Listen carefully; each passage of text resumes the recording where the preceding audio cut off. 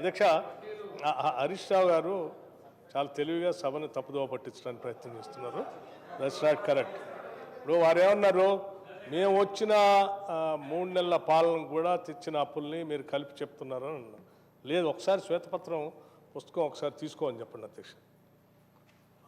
అది తెలంగాణ రాష్ట్ర ఆర్థిక శ్వేతపత్రం, ఆర్థిక శాఖ అప్పుడు ప్రవేశపెట్టినప్పుడు ఆ తర్వాత 3 నెలలు ఇంకా రాలే మాకు. అప్పటికి ఆ 3 నెలల కంటే ముందే కదా ప్రవేశపెట్టింది ఇది.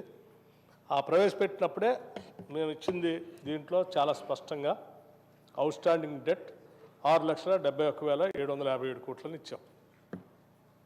రాబోయే 3 నెలల్లో మేము చేసే అప్పుని దాంట్లో యాడ్ చేయలేదు. సో మీరు అది కూడా యాడ్ చేసి 6,71,757 కోట్లు అని చెప్తున్నారు, విచ్ ఇస్ నాట్ కరెక్ట్. తర్వాత దీంట్లో మళ్ళీ మేము డీటెయిల్గా నేను చెప్పిన దాంట్లో కూడా చెప్పాను, శ్వేతపత్రమే కాకుండా ఇప్పుడు కూడా చెప్తూ దీంట్లో out standing debt as on 1/12/2023 అని చాలా స్పష్టంగా చెప్పాను. దాంట్లో 6,71,757 crores. సో శ్వేతపత్రం మేము ఇచ్చిన పుస్తకంలో అదే, అప్పుడు ప్రజెంట్ చేసినప్పుడు పెట్టింది అదే, ఇప్పుడు చెప్పేది కూడా అదే అధ్యక్ష.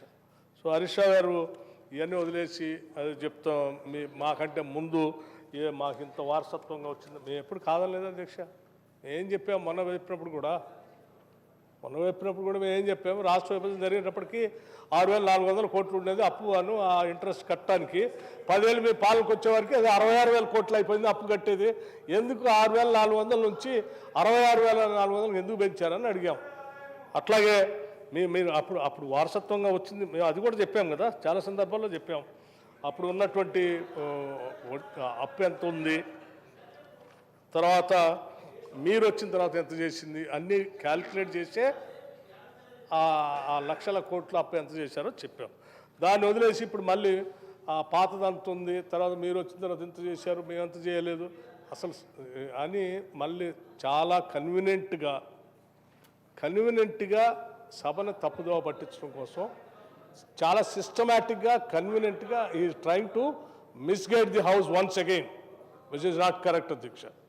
నేను హరీష్ రావు గారికి చెప్తా ఉన్నాను, మీరు ఒప్పుకున్నారు ఇందాక ఏదో గ్యారంటీస్ సంబంధించి ఆర్బీఐలో మేము ఇచ్చిందని వాళ్ళు చూపించారు. సరే, అది మీ లెక్క ప్రకారం ప్రభుత్వమే కట్టాలి కాబట్టి అది కరెక్టే అని ఒప్పుకున్నారు, అవి సంతోషం. అట్లా ఇవి కూడా మీరు ఒప్పుకోవాల్సింది, ఇవి కూడా ఆన్ రికార్డు ఉన్నాయి. ఏం మేము ఆకాశం నుంచి తీసుకొచ్చి ఇచ్చినాయి కాదు అధ్యక్ష. అధ్యక్ష, ఎఫ్ఆర్బిఎం లోన్ 3,89,673 crores అనేది చెప్పాం. ఇంక్లూడ్స్ ఏంటి జనవరి మార్చ్ 2024 అప్పులు ఎందుకంతా అది అంటే బిఈలో వస్తుంది, ఆ సమాచారం కూడా ఇస్తాం మీకు. ఏమి ₹1 కూడా మేము దాయం. మీలాగా ఏంటి సత్యదూరమైన సమాచారాన్ని సభకి ఇవ్వం మేము దయచేసి.